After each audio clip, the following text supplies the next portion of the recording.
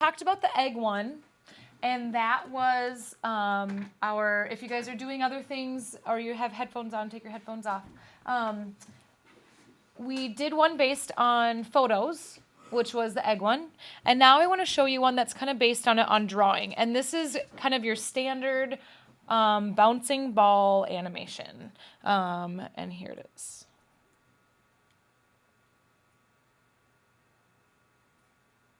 What do you notice about what happens to the ball when it hits the floor?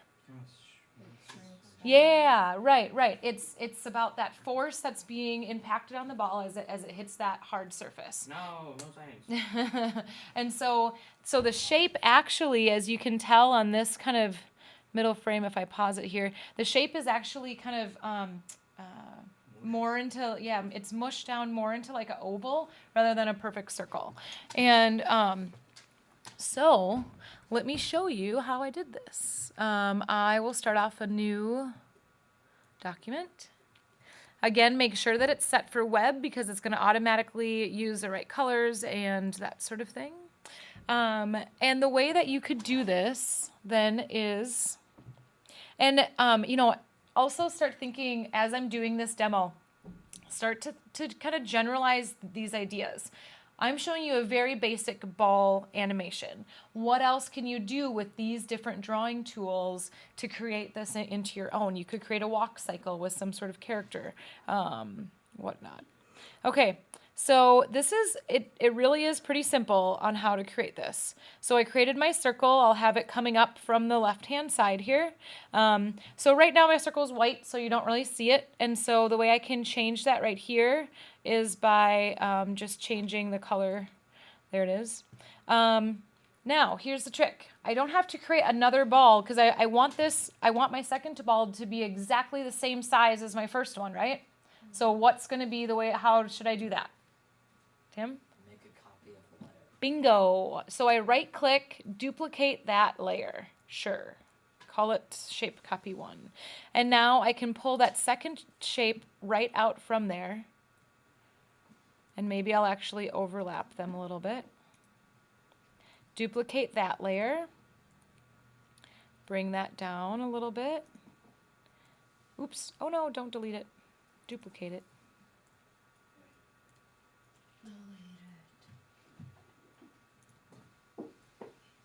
And maybe now I'll make that drop a little bit faster by making them have a little bit more space in between each of those.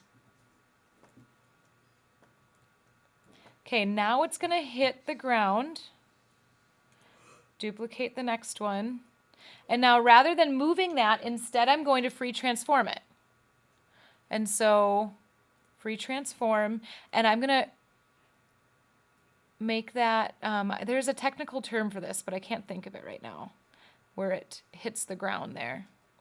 Double click to place that, free transform. Now, I could copy that oblong shape. No, what's a better way of doing it? Go to the last one. Bingo. So I'd want to take the last time I had a full circle, and I'll duplicate that layer. But now it goes directly above the one that I just copied. So I actually need to drag that one up to the top. And now I can continue to duplicate that layer. Maybe I'll make it kind of quickly zoom up. So obviously the further apart that you bring these circles in terms of space, the faster it looks as though they're going. Maybe now I'll start to make it slow down a little bit by making them be closer together.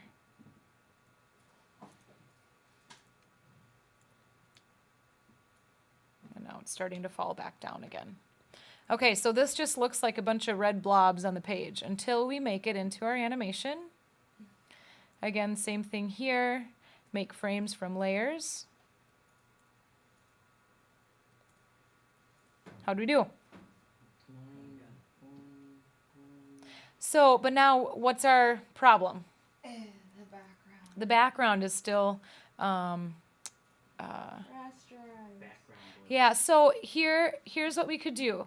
I can rasterize each layer, or like, okay, a couple ways I can see you guys going about this. Say I want to make this into, oh, let's change things up and make it into a yellow background. It's going to give you the same, oh, whoops. Yes, thank you. I need to turn all my layers back on when I get out of that animation mode, which when you have this many circles, it might take you a while. Didn't miss any, did I? Okay. In fact, I'm going to turn that background off. Okay, let me go up to this top one here. Yes, rasterize it. That's going to be a lot of like saying yes, rasterize. So here's a shortcut. Click on one layer, hold down the shift key, click on the last layer, then right click, rasterize layers. Done. Now I can go into each of these, and I don't even have to see them, but I know that I'm making them into a yellow background by clicking. I'm watching way more on my layers panel here Ah, than I don't know why it does Looks like that. a Pikachu cheek. Any reference? Up here. Then I'll make my back. it's Oh. hidden. Got it. It's not rushed. We're getting so smart. Okay. Animation. Now let's play this thing. Is there a couple that are out of place? Do you guys Apparently. see that little Yeah. swap right there? Okay, so pause you. Let's go take a look here. Dun dun dun dun dun. Dun dun. dun. Okay, see that? This 13 is actually supposed to be right there. 14, I don't know why that happened. But you can just easily drag and drop those. Okay, now let's check it out. There we go. That's better. So, so okay, why don't you guys try doing your own ball animation?